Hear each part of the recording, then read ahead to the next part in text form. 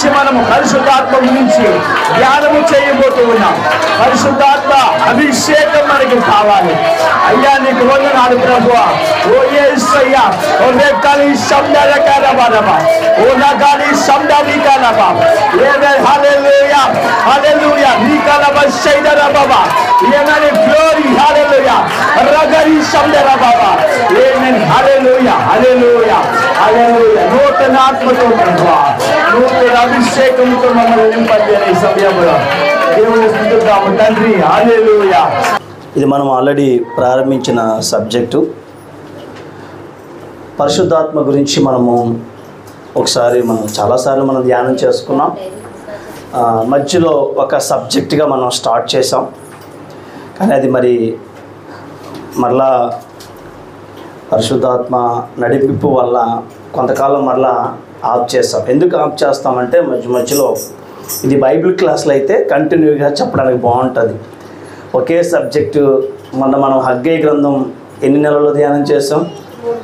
3 నెలలు. దాదాపుగా ఓన్లీ 2 అధ్యాయాలు హగ్గై గ్రంథమే మనం 3 నెలలు ధ్యానం చేసుకున్నాం. చాలా విషయాలు నేర్చుకున్నాం. అంతవరకు ఓకే. అంతకంటే ఇంకెక్కువగా వెళ్ళినప్పుడు ఏమనిపిస్తుంది అంటే అంతగా ఇంట్రెస్ట్ కొంతమందికి తగ్గుతుందన్న కారణంతో నేను సబ్జెక్ట్ మధ్యలో మారుస్తూ ఉంటాను. అంతకుముందు పరిశుద్ధాత్మ అనగా ఒక దైవికమైన వ్యక్తి అని మనం నేర్చుకున్నాం. త్రిత్వము, తండ్రి ఎలాగో కుమారుడు ఎలాగో పరిశుద్ధాత్మ కూడా అంతే. ముగ్గురు కూడా దైవత్వములో సమానము. ఇది గుర్తుపెట్టుకోవాలి. ఎందుకు మనము పరిశుద్ధాత్మ గురించి ఒక సబ్జెక్టుగా నేర్చుకోవాలి అని అంటే కనుక చాలా జాగ్రత్తగా వినండి. ఇప్పుడు ఈ మధ్యకాలంలో ఈ పరిశుద్ధాత్మ గురించి చాలా దురభిప్రాయాలు, రకరకాలటువంటి అపోహలు, రకరకాల డౌట్స్. అసలు పరిశుద్ధాత్మ ఉన్నాడా? పరిశుద్ధాత్మ ఉంటే పరిశుద్ధాత్మ కార్యాలు ఎలా ఉంటాయి? అద్భుతాలు జరుగుతాయా? భాషలు ఉన్నాయా? ఇలాంటి రకరకాలటువంటి డౌట్స్ ఉన్నాయి. అయితే ఎంతోమంది వాటికి జవాబిస్తూ ఉన్నారు, యూట్యూబ్లో మాట్లాడుతూ ఉన్నారు. కొంతమంది పాజిటివ్గా మాట్లాడుతున్నారు, కొంతమంది నెగిటివ్గా మాట్లాడుతున్నారు. అయితే ఇది సంఘానికి క్షేమకరం కాదు అని నేను చెప్తూ ఉన్నాను. ఎందుకు క్షేమకరం కాదు అని అంటే కనుక ఇది మీకు అలాగా మధ్యలో ఎక్కడో ఒక విషయాన్ని తీసుకొని బైబిల్లో నుంచి ఒక సిద్ధాంతాన్ని అర్థం చేసుకోవడం జరగని పని. ఒక సిద్ధాంతాన్ని అర్థం చేసుకోవాలంటే బైబిల్లో ఒక ప్రాథమికమైన సిద్ధాంతం ఇది. పరిశుద్ధాత్మ అనేది ఒక ప్రాథమికమైన ఫండమెంటల్ డాక్ట్రిన్ ఇది. ఈ డాక్ట్రిన్ని ఎక్కడో ఒక అరగంట, ఒక గంట, ఒక వీడియో చూస్తే దాని గురించి పూర్తి అవగాహన వస్తుంది అనుకోవడం అది మన యొక్క వెర్రితనమే అవుతుంది. అయితే మనము ఎలాగ ఈ సబ్జెక్ట్లో పట్టు సాధించాలి, ఇందులో ఎలాగ మనము ముందుకు వెళ్ళాలి అంటే కనుక మనం ఫస్ట్ నుంచి కూడా జాగ్రత్తగా ఒక సబ్జెక్ట్ వైజ్గా నేర్చుకుంటేనే దాని గురించి మనకే అర్థమవుతుంది. మీకు ఒక చిన్న ఉదాహరణ చెప్తాను. మొన్న మేము మా ఇంట్లో టీషర్ట్లు కుడుతున్నాం. Night time టీషర్ట్లు కుడుతున్నాం. కొన్ని కుట్లుడిపోయిన టీషర్ట్స్ అవి ఉంటే పాస్టమ్మ గారు నేను మిషన్ మీద టీషర్ట్లు కుడుతున్నాం. తను కాసేపు కుట్టింది, నేను కాసేపు కుట్టాను. ఆ టైంలో పిల్లలిద్దరు ఇంట్లో ఉన్నారు. వాళ్ళు టీవీ పెట్టుకున్నారు. టీవీ పెట్టుకొని నీమో బొమ్మలది ఉంటుంది కదా మూవీ, నీమో చేపది చూసే ఉంటారు మీరు చాలామంది. బొమ్మలు ఉంటాయి, అది చేప బొమ్మ ఉంటుంది, అదొక స్టోరీ. అది పెట్టుకున్నారు. ఇప్పుడు దగ్గర 10 సార్లు చూసుంటారు మా పిల్లలు. మా చిన్నపిల్లలు పదే పెడుతుంటుంది. అది ఏంటి ఆ స్టోరీ అంటే, ఒక చేప ఉంటుంది, దాని పేరేంటి? నీమో. ఆ చేప వేరే చేప వచ్చి ఆ తల్లిని తినేస్తుంది. తండ్రి కొడుకు ఇద్దరే మిగులుతారు, చిన్న చేప పెద్ద చేప. ఆ తండ్రికి కొడుకు అంటే ఎంతో ఇష్టం.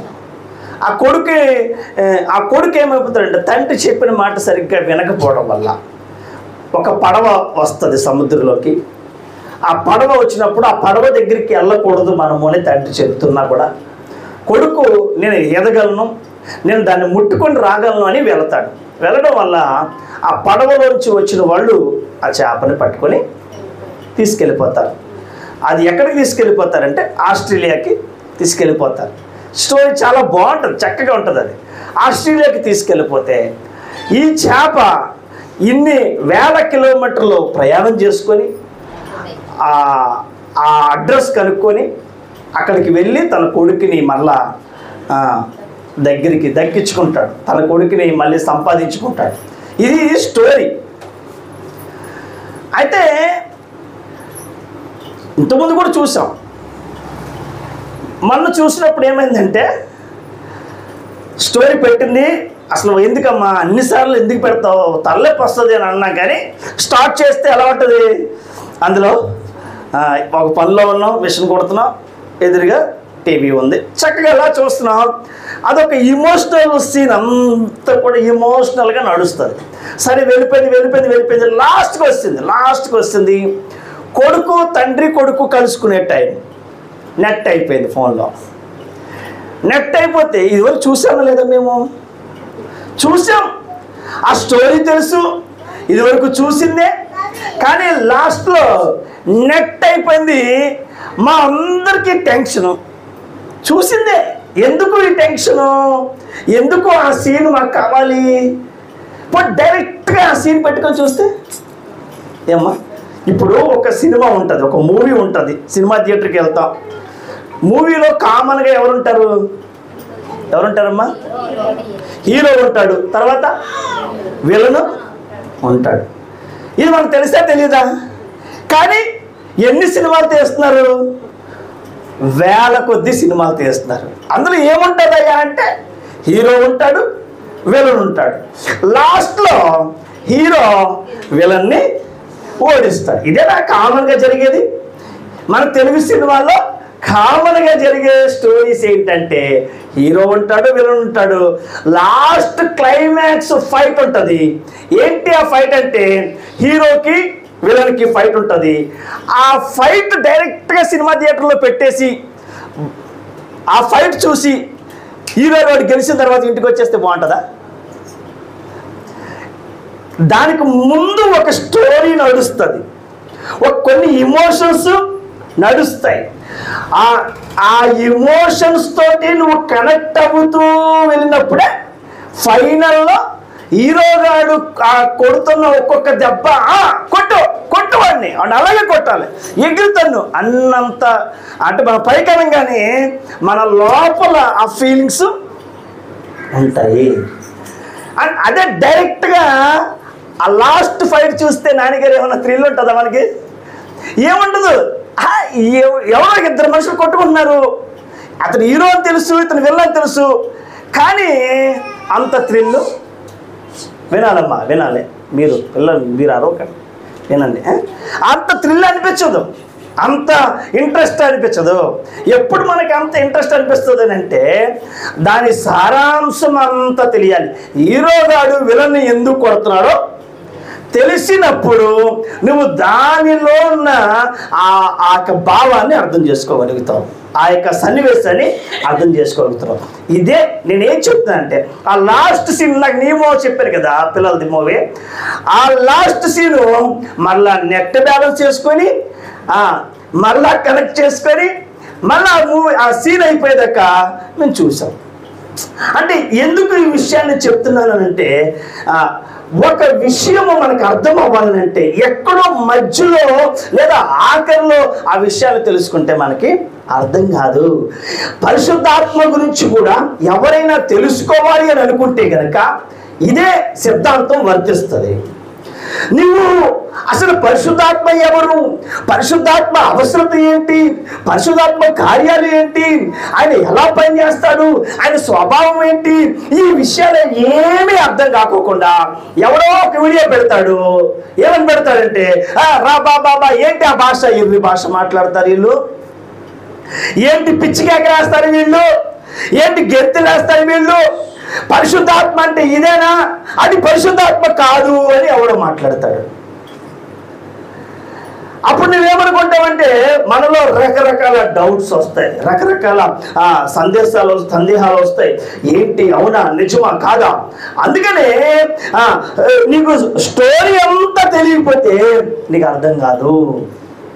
ఈరోజు నేను జస్ట్ స్మాల్ ఇంట్రడక్షన్ మాత్రమే ఇవ్వబోతున్నాను. ఎందుకనంటే ఆల్రెడీ మనము కొన్ని విషయాలు నేర్చుకున్నాం. ఏ విషయాలు నేర్చుకున్నామమ్మా? పరిశుద్ధాత్మ దేవుడు అన్న విషయం నేర్చుకున్నాం. గుర్తుపెట్టుకోవాలి, పరిశుద్ధాత్మ, the Holy Spirit is a God. ఆయన దేవుడై ఉన్నాడు. Is God himself. ఆయన దేవుడై ఉన్నాడు. తండ్రి, కుమార, పరిశుద్ధాత్మ, ఈ ముగ్గురులో పరిశుద్ధాత్మ అనే వ్యక్తి దేవుడు. ఆయన దైవము కలిగిన వాడు అని మనం నేర్చుకున్నాం. రెండవది, ఆయన ఒక వ్యక్తి. అదేదో గాలి, అదేదో ధూళి, అదేదో రభసభ అనేది కాదు. పరిశుద్ధాత్మ మనలాంటి ఒక వ్యక్తి, మన పోలిక. దేవుడు మనిషిని పుట్టించినప్పుడు, అమ్మ వినాలి, ఎక్కడికో వెళ్ళిపోతున్నారు మీరు. దేవుడు మనిషిని పుట్టించినప్పుడు మన పోలికన నరులము చేయుదామని అన్నారు. అన్నారా? ఎవరి పోలికన? మన, అలా పెడితే ఆవలంతలు వస్తాయి. మన పోలిక అంటే మన అనే దగ్గర ఎవరెవరు ఉన్నారు? తండ్రి, కుమార, పరిశుద్ధాత్మ. హల్లెలూయా, హల్లెలూయా. మన అనే దగ్గర పరిశుద్ధాత్మ దేవుడు, మన అనే దగ్గర పరిశుద్ధాత్మ దేవుడు ఉన్నాడు. హల్లెలూయా. అంటే పరిశుద్ధాత్మ దేవుడు యేసు ప్రభువు ఎలాగైతే మన పోలిక, ఆయన పోలిక ఒకలాగా ఉందో, దేవుని స్వభావం, మనిషి స్వభావం ఒకలాగా ఉందో, పరిశుద్ధాత్మ దేవుడు కూడా అలాగే ఉన్నాడు. హల్లెలూయా. చెప్పుకున్నాం, ఆయన ఏడుస్తాడు. పరిశుద్ధాత్మ దేవుడు ఏడుస్తాడు. పరిశుద్ధాత్మ దేవుడు నడిపిస్తాడు. పరిశుద్ధాత్మ దేవుడు ప్రేమిస్తాడు. పరిశుద్ధాత్మ దేవుడు హెచ్చరిస్తాడు. పరిశుద్ధాత్మ దేవుడు ఎన్నో విషయాలు మనము నేర్చుకున్నాం. ఇవన్నీ కూడా మీరు, అందుకే నేనేమంటానంటే నోట్స్ రాసుకుంటారా అని చెప్తాను. పాయింట్లుగా నోట్స్ రాసుకోవాలి. నేను మళ్ళీ అడిగితే అది ఉండాలి, పేపర్ల మీద కాదు రాసుకునేది. నోట్స్ రాసుకుంటే రేపొద్దున్న ఉపయోగపడుతుంది, మనకి బాగా అర్థమవుతుంది. అయితే ఈరోజు నేను తెలియజేయబోయే విషయం ఏంటంటే, why need the Holy Spirit. Hallelujah, hallelujah. పరిశుద్ధాత్మ యొక్క ప్రాముఖ్యతను గురించి మనం నేర్చుకోబోతున్నాం. మొన్నటిదాకా పరిశుద్ధాత్మ ఒక దేవుడు అని నేర్చుకున్నాం. పరిశుద్ధాత్మకి ఎమోషన్స్ ఉంటాయని నేర్చుకున్నాం. పరిశుద్ధాత్మకి వ్యక్తిత్వం ఉంటుందని నేర్చుకున్నాం. అవన్నీ కూడా మనము ఒక స్పెషల్గా నేర్చుకున్నాం. పరిశుద్ధాత్మ దేవుడు తండ్రి, కుమార, పరిశుద్ధాత్మ, తండ్రి కుమారులు ఎలాగున్నారు, పరిశుద్ధాత్మ కూడా అలాగునే నిత్యత్వం నుంచి ఉన్నవాడు, తండ్రితో కుమారుడితో పాటుగా ఉన్నవాడు, సృష్టిలో పాలుపంపులు పొందినవాడు, సృష్టి కార్యాన్ని చేసినవాడు. ఈ విషయాలన్నీ కూడా మనము కొన్ని నెలల పాటు ధ్యానం చేసాం. ఈరోజు మనం దాన్ని కంటిన్యూ చేయబోతున్నాం. యూట్యూబ్లో కూడా ఈ విషయాలు పెట్టాలి ఖచ్చితంగా.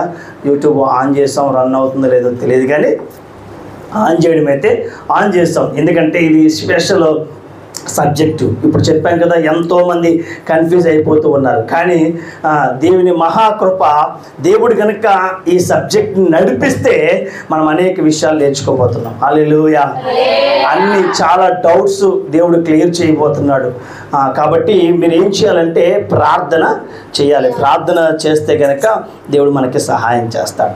పరిశుద్ధాత్మ ప్రాముఖ్యత అనేది ఈరోజు మనం ఫస్ట్ అంశం.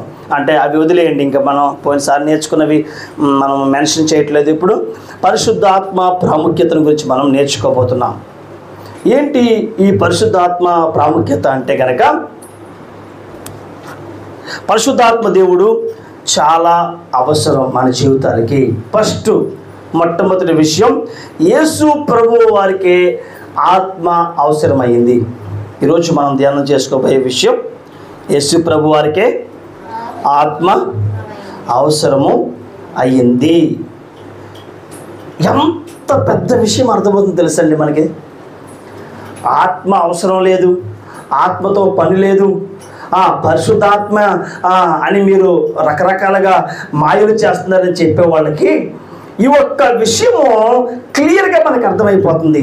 ఏంటి అంటే సాక్షాత్తు కూడా యేసు ప్రభువారే ఆత్మతో నింపబడ్డారని బైబిల్ మనకు తెలియజేస్తుంది. హల్లెలూయా. అంత గొప్ప దేవుడు, అంత గొప్ప దైవత్మకమైనటువంటి యేసు ప్రభువారు పరిశుద్ధాత్మతో నింపబడిన వాడు. హల్లెలూయా. ఏంటి యేసు ప్రభు పరిశుద్ధాత్మకి యేసు ప్రభువుకు ఉన్న బంధము ఏంటి, ఆ ప్రాముఖ్యత ఏంటి? యేసు ప్రభువుకే అవసరమైంది అని అంటే కనుక మనం ఏ పాటి వారు? మనకు అవసరం లేదా? యేసు ప్రభు వారు ఈ లోకంలో ఏ తప్పు చేయకోకుండా పరిశుద్ధుడిగా జీవించారు. ఆ పరిశుద్ధుడిగా జీవించడానికి గల ఆ గొప్ప కారణము, మరి ఒక కారణము ఏంటి అని అంటే గనక ఆయన దేవుని ఆత్మ చేత నింపబడి ఉన్నాడు. హల్లెలూయా. పరిశుద్ధాత్మ చేత నడిపింపబడ్డాడు. ఆ బాప్తిస్మ పొందిన తర్వాత పరిశుద్ధాత్మ అభిషేకం యేసు ప్రభు మీదకి వచ్చింది కాబట్టి ఆయన ప్రతి శోధన జయించాడు, ప్రతి పాపాన్ని జయించాడు, ప్రతి ఒక్క అపజయాన్ని జయించాడు, ప్రతి నిరాశను జయించాడు.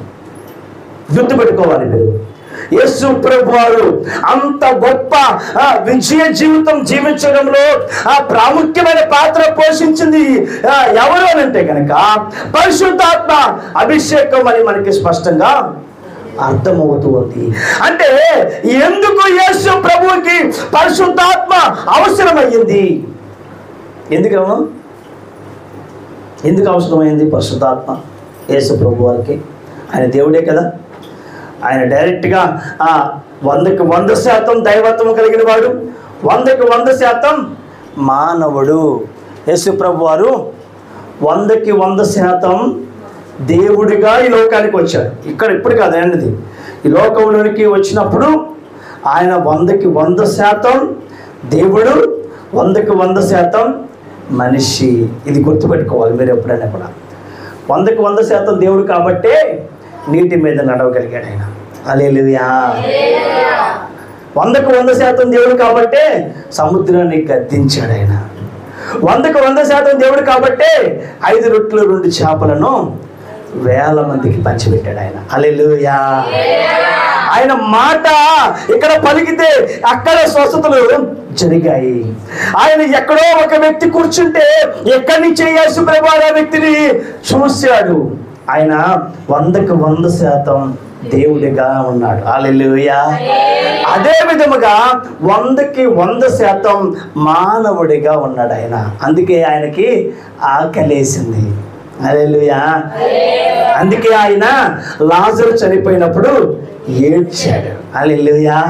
అందుకే ఆయన అలసిపోయి నిద్రపోయాడు.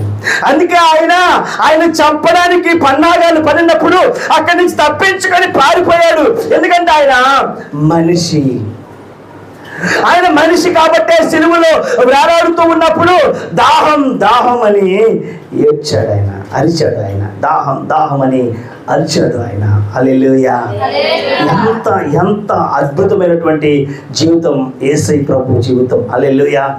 యేసు ప్రభు గురించి ధ్యానం చేసేటప్పుడు ప్రతిసారి కూడా ఎంతో గొప్ప విషయాలు మనకి అర్థమవుతాయి. మనం ఆత్మచేత నింపబడుతూ ఉంటాము. హల్లెలూయా. అయితే యేసు ప్రభు వారికి ఎందుకు అవసరమైంది పరిశుద్ధాత్మ అంటే ఆయన శరీరాన్ని కలిగి ఉన్నాడు కాబట్టి. మరి ఆయన శరీరాన్ని కలిగి ఉంటే శరీరాన్ని కలిగిన యేసు ప్రభు వారే ఆత్మచేత నింపబడాల్సిన అవసరం వచ్చినప్పుడు మరి మనం ఎలా జయించగలం చెప్పండి? ఈ శరీరము ఆత్మ లేకోకుండా ఎలాగ మనం లోకంలో జీవించగలం? ఎలాగ మనం పాపాన్ని జయించగలం? ఎలాగ మనం ముందుకు వెళ్ళగలం? ఎలాగ మనం విజయం సాధించగలం? ఎలాగ మనం దేవుని రాజ్యాన్ని చేరుకోగలం? ఎలాగ మనము పరిశుద్ధులుగా మార్చబడగలం చెప్పండి? ఈరోజు ఇష్టానుసారంగా మాట్లాడుతూ ఉన్నారు. ఈరోజు పరిశుద్ధాత్మ అంత అవసరం లేదు అన్నట్టుగా ఉన్నాయి సంఘాలు ఈరోజు. అసలు పరిశుద్ధాత్మ జోలికే పోని సంఘాలు ఉన్నాయి ఈరోజు. మీకు తెలుసు ఆ విషయం. అసలు పరిశుద్ధాత్మ గురించి మాట్లాడరు వాళ్ళు. ఆ పరిశుద్ధాత్మ ఆ అవసరం తెలియక ఎన్నో మంది సంఘాలలో ఏమైపోతున్నారంటే యవనస్తులు లోకంలో పాపంలో కలిసిపోతూ ఉన్నారు. పరిశుద్ధాత్మ పొందుకున్న తర్వాత మీకు ఒక విషయం గుర్తుపెట్టుకోండి. మనము మొన్న నేను ఒకసారి నేను ప్రార్థన చేస్తున్నప్పుడు దేవుడు నాతో మాట్లాడాడు. మనలో కొంతమంది యవనస్తులు ఉన్నారు. ఒకసారి పరిశుద్ధాత్మ అన్య భాషలు మాట్లాడేవారు ఎవరున్నారు? చేపైకెత్తండి ఒకసారి. అన్య భాషలో మాట్లాడతారు. 1 2 3 4 అన్య భాషలమ్మా. అన్య భాషలో మాట్లాడేవాళ్ళు. ఓకే, ఎందుకు అన్య భాషలో మాట్లాడేవాళ్ళు అని చెప్పానంటే తర్వాత మనం సబ్జెక్ట్ వెళ్ళే కొద్దీ మనం నేర్చుకుందాం. కంగారు పడకండి, చాలా విషయాలు మనకు అర్థమవుతాయి.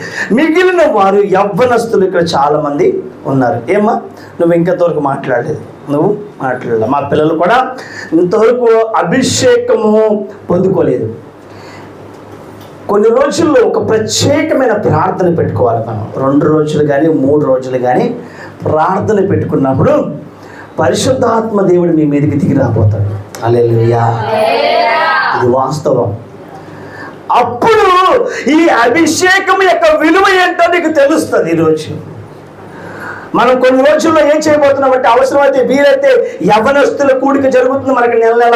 ఆ యవ్వనస్తుల కూడికలో పరిశుద్ధాత్మ అభిషేకాన్ని పొందుకునేటువంటి ఒక సమయాన్ని మనం కేటాయించి ఆ రోజు మీ అందరి కోసం నేను ప్రార్థన చేస్తాను. హల్లెలూయా. ఆత్మ నీ మీదకి వచ్చినప్పుడు నువ్వు దాన్ని అనుభవించగలుగుతావు. హల్లెలూయా. ఆ ఎక్స్పీరియన్స్ నువ్వు చూస్తావు. నాలెడ్జ్ పరంగా కాదు, టచ్ వల్ల కాదు, లేకపోతే ఎవరో చెప్పారని కాదు. నువ్వు గుర్తుపెట్టుకో, నీ మీదకి దిగి రాబోతూ ఉన్నాడు ఆయన. హల్లెలూయా. నీ మీదకి దిగి వచ్చినప్పుడు నీలో ఎటువంటి మార్పు కలుగుతుందో చూడబోతున్నావు. హల్లెలూయా. దేవుడు అభిషేకించబోతూ ఉన్నాడు. ఆ అభిషేకం యొక్క విలువ ఈరోజు చాలా సంఘాల్లో లేదు. వాళ్ళు ప్రోత్సహించరు, ఎంకరేజ్ చేయరు. పరిశుద్ధాత్మ లేకపోతే మనం పాపాన్ని జయించలేము. బైబిల్ మనకు తెలియచేస్తుంది. హల్లెలూయా. అయితే ఎందుకు యేసు ప్రభు వారికి అవసరమైంది పరిశుద్ధాత్మ అంటే శరీరాన్ని కలిగి ఉన్నాడు. ఆయన శరీరాన్ని కలిగి ఉన్నాడు. తర్వాత తండ్రి చిత్తము నెరవేర్చాలంటే పరిశుద్ధాత్మ యొక్క బోధ మనకి అవసరము. యేసు ప్రభు వారు చాలా సందర్భాల్లో చెప్పాడు, ఆత్మ ద్వారా ఆయన బోధించిన విషయాలు అని మనకు చెప్పబడ్డాయి. పరిశుద్ధాత్మతో ఆయన మాట్లాడాలని చెప్పబడ్డాయి. అంటే పరిశుద్ధాత్మ దేవునికి ఉన్న గొప్ప పేరు ఏంటంటే బోధకుడు. Hallelujah. He is the teacher. ఆయన ఒక గొప్ప బోధకుడు, బోధించేవాడు, జ్ఞాపకం చేసేవాడు, తండ్రి చిత్తాన్ని బయలుపరిచేవాడు. ఇవన్నీ కూడా పరిశుద్ధాత్మ లేకుండా జరగవు. యేసు ప్రభు ఈ శరీరాన్ని కలిగి ఉన్నాడు కాబట్టి ఏమైంది అంటే యేసు ప్రభు వారికి ఆత్మ అవసరమైంది. తండ్రి చిత్తమునకు లోబడాలంటే, తండ్రి మాటలు బోధించాలంటే పరిశుద్ధాత్మ అభిషేకము అవసరము. కాబట్టి యేసు ప్రభు వారు నింపబడ్డారు. హల్లెలూయా. చూడండి ఒకసారి మత్తయి సువార్త 1వ అధ్యాయం 20వ వచనం.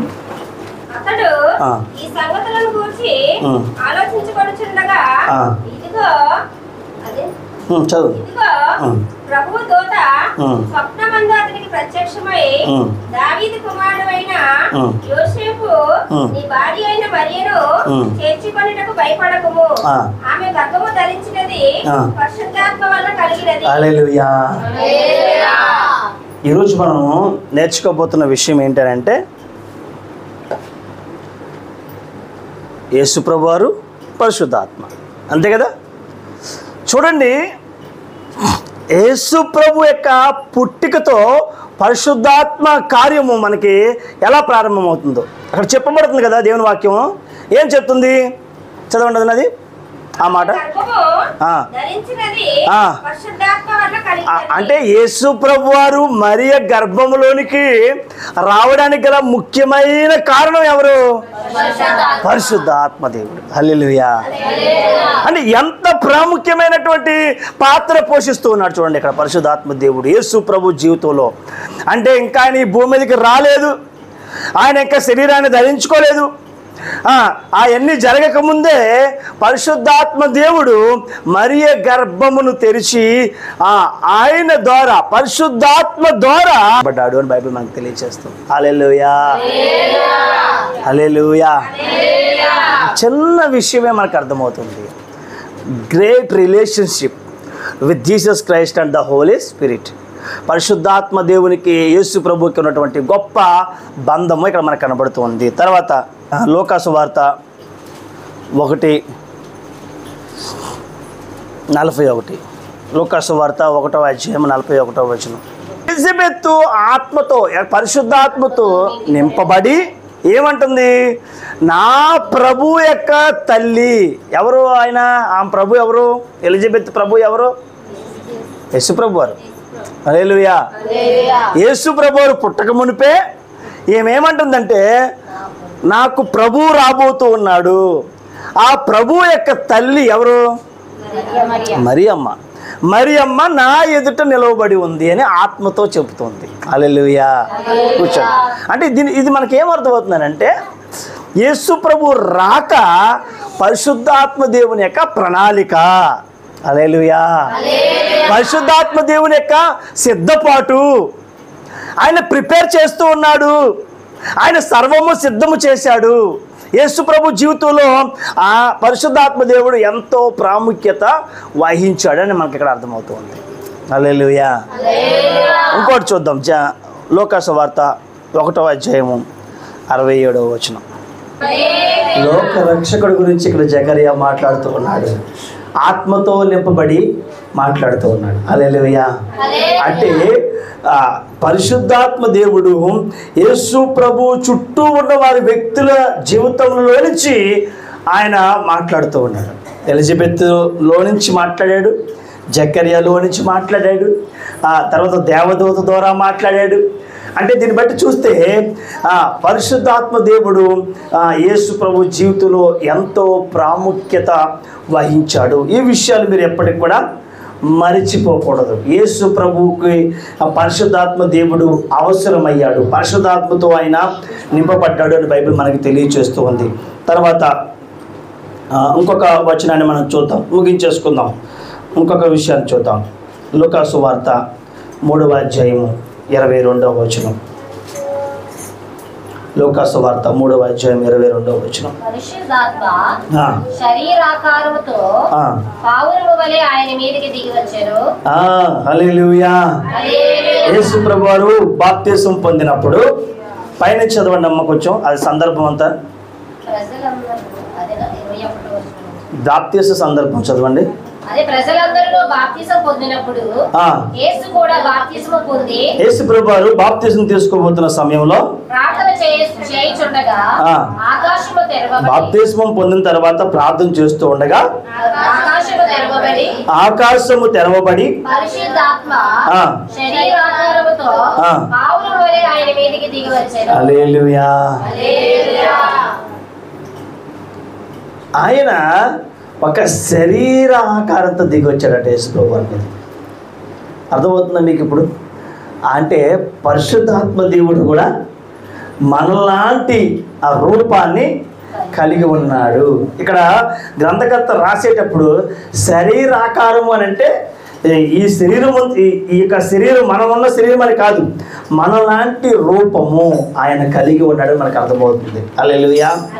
శరీరాకారము చదవండి. శరీరాకారముతో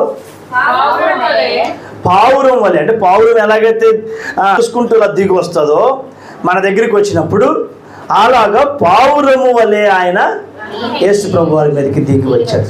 హల్లెలూయా. బాప్తిసం తీసుకున్న తర్వాత యేసు ప్రభు వారు పరిశుద్ధ ఆత్మతో నింపబడ్డారు. బాప్తిసాలు ఇచ్చేస్తున్నారు కానీ పరిశుద్ధాత్మ గురించి చెప్పట్లేదు. బాప్తీసాలు ఇచ్చేస్తున్నారు కానీ పరిశుద్ధాత్మ అవగాహన లేదు. బాప్తీసాలు ఇచ్చేస్తున్నారు కానీ పరిశుద్ధాత్మ నింపుదల లేదు. ఆ పరిశుద్ధాత్మ లేని వాళ్ళు పరిస్థితి ఎలా ఉంటుందంటే, కొంచెం పైకి లెగిస్తాం మళ్ళీ పడిపోతుంటాం, కొంచెం పైకి లెగిస్తాం మళ్ళీ పడిపోతుంటాం. ఆత్మతో నింపబడినప్పుడు మనం దేవుళ్ళో యేసు ప్రభు వలె మనం జీవించగలుగుతాం. హల్లెలూయా. తలలు వంచండి, ప్రార్థన చేసుకుందాం. వచ్చే వారం మరో కొన్ని విషయాలు మనం ధ్యానం చేసుకుందాం. పరిశుద్ధాత్మ అభిషేకం లేకపోతే ఈ లోకాన్ని జయించలేము మనం. ఇక్కడ చాలా విషయాలు, స్వస్థతల గురించి మనం నేర్చుకోబోతున్నాం, భాషల గురించి నేర్చుకోబోతున్నాం, ప్రవచన వరాల గురించి నేర్చుకోవాలి మనము. అయ్యా మీ సహాయం మాకు దయచేయండి ప్రభువా. పరిశుద్ధాత్మ ఎంత అవసరమో యేసు ప్రభు ద్వారా మాకు నేర్పించావు ప్రభువా. పరిశుద్ధాత్మ కార్యాలు ఎంత అవసరమో ప్రభువా నాయన యేసు ప్రభు ద్వారా మాకు అర్థమవుతుంది. అయ్యా నీ ఆత్మతో నింపు ప్రభువా, నీ అభిషేకంతో నింపు ప్రభువా. ఆయన యేసు ప్రభు వారికి నువ్వు అవసరమయ్యావు కదయ్యా. యేసు ప్రభు వారి లోకాన్ని జయించారంటే అందులోనే ఉన్నావు కదయ్యా. యేసు ప్రభు వారు శోధన జయించారంటే అందులో నీవు ఉన్నావు కదయ్యా. యేసు ప్రభు వారు పాపాన్ని జయించారంటే అందులో నీ పాత్ర ఉంది కదయ్యా. యేసు ప్రభు వారు బోధించారంటే అందులో నీ పాత్ర ఉంది కదయ్యా. యేసు ప్రభుకి అవసరమైనప్పుడు, అంత పరిశుద్ధుడికి అవసరమైనప్పుడు మాకు అవసరం లేదా అని ఈ రోజు నుంచి నీ ప్రాంతంలో జ్ఞాపకం చేసుకోండి. పరిశుద్ధాత్మ మనకి అవసరం. ఆయన త్వరలో నీ మీదకి దిగి రాబోతూ ఉన్నాడు, నిన్ను అభిషేకించబోతూ ఉన్నాడు.